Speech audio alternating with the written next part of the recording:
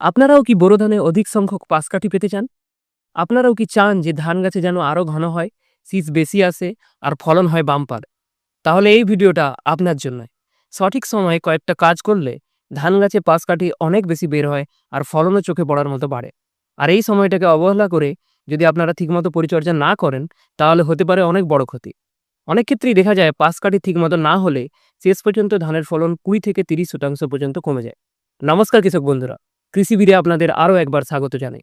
আজ আমার সাথে রয়েছে মৈনাক আপনাদেরকে আরও ডিটেলসে জানাবে কি করলে ফলন বাড়বে ধানের। তো চলুন শুনে নেওয়া যাক মৈনাকের কাছ থেকে। কৃষক বন্ধুরা, ধান রোপণের প্রথম 15 থেকে 30 দিন এই সময়টা হচ্ছে ধানের খুব গুরুত্বপূর্ণ অথবা টিলার গঠনের গুরুত্বপূর্ণ সময়। এই সময় গাছ ঠিকমতো যদি খাবার না পায়, যদি জমিতে বাতাস চলাচল ঠিকমতো করতে না পারে, অথবা যদি ধান গাছ কোনো স্ট্রেসের মধ্য দিয়ে যায়, তাহলে ধান গাছের পাশ কাঠি বেরোতে চায় না। এর ফলে কি হয় জানেন? গাছের পাতা হয়, গাছ বড় হয়, কিন্তু শীষ কম আসে। আর শীষ কম মানেই তো জানেন ফলন কম। এইজন্য এই সময় সঠিক সার ব্যবস্থাপনা ও সঠিক স্প্রে এই দুটো কাজই একসাথে খুব গুরুত্বপূর্ণ কাজ। ধান রোপণের প্রায় 15 দিনের মাথায় যখন ধান গাছগুলি মাঠে দাঁড়িয়ে যাবে, এই সময় আপনাদেরকে দিতে হবে একটা মিনি চাপান। এই সময় জমিতে বিঘা প্রতি অর্থাৎ 33 শতকে 10 থেকে 12 কেজি হারে ইউরিয়া সার প্রয়োগ করলে ফল ভালো পাওয়া যায়। ইউরিয়ার ফলে গাছের গ্রোথ অনেক ভালো হয়, পাশ কাঠি বেরোনোর প্রক্রিয়া অনেক বেশি হয়। সেই সাথে আপনারা যারা জমিতে জিঙ্ক সালফেট প্রয়োগ করেননি, তারা একবার জিঙ্ক সালফেট প্রয়োগ করে দেখতে পারেন।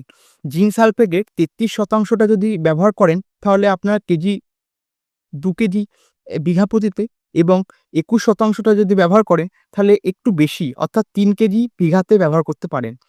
এর সঙ্গে আপনারা যারা গাছের একটু বেশি পরিচর্যা করতে চান, তারা টাটা র‍্যালি গোল্ড ব্যবহার করতে পারেন। এর মধ্যে আছে humic acid, mycorrhiza, vitamin, amino acid, আরও গুরুত্বপূর্ণ উপাদান, যা গাছের শিকড়কে গঠনে মজবুত করবে এবং পাশ কাঠির সংখ্যাও বৃদ্ধি করবে।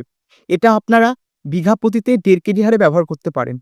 এরপর আসি ধানের গুরুত্বপূর্ণ সময়, সেটা হচ্ছে 21 থেকে 25 দিনের টাইমটা। এই সময়টাকে আমরা বলি প্রথম চাপান। 30 দিনের মধ্যে এটা অবশ্যই করবেন, এর বেশি কিন্তু দেরি করবেন না। প্রথম চাপান দেওয়ার সময় আপনারা বিঘাতে 5 থেকে 6 কেজি ইউরিয়া, তার সাথে 5 কেজি এমওপি বা পটাশ ব্যবহার করবেন। ইউরিয়া পাশ কাঠি বাড়াতে সাহায্য করে, তেমনি পটাশ পাশ কাঠি যাতে ভেঙে না যায় সেদিকে লক্ষ্য রাখে। এখন একটা গুরুত্বপূর্ণ কথায় আসি। প্রথম চাপান দেওয়ার 3 দিন পরে আপনারা একটা ভালো মানের স্প্রে করতে পারেন। এতে পাশ কাঠির ফল অনেক ভালো পাওয়া যায়।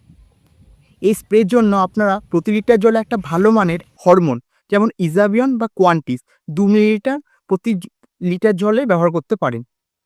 এখন জিঙ্ক সালফেট যারা মাটিতে প্রয়োগ করতে চান না, তারা জিঙ্ক ইডিটিএ 12% 2 গ্রাম করে মিশিয়ে বিকেলের দিকে স্প্রে করবেন। হরমোন গাছের স্ট্রেস কমায়, পাশ কাঠি বেরোতে সাহায্য করে, আর জিঙ্ক দিলে গাছের ভিতরে বৃদ্ধি ঠিক থাকে, ফ্যাকাশে হয় না, কিলারগুলিও শক্ত হয়। তো কৃষক বন্ধুরা, এই ছিল আজকের ভিডিও।